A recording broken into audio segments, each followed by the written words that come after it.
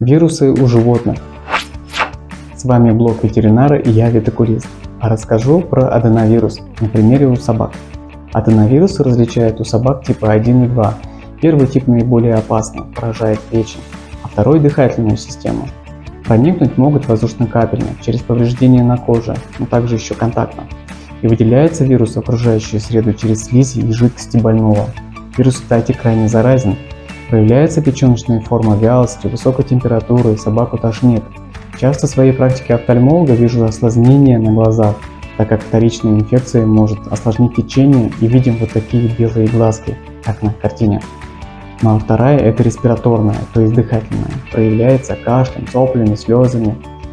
Лечить самостоятельно не нужно, специалисты окажут помощь. Самостоятельно предотвратить болезнь можно и нужно, и это вакцинация. Подписывайтесь на канал. До скорых встреч. Пока-пока.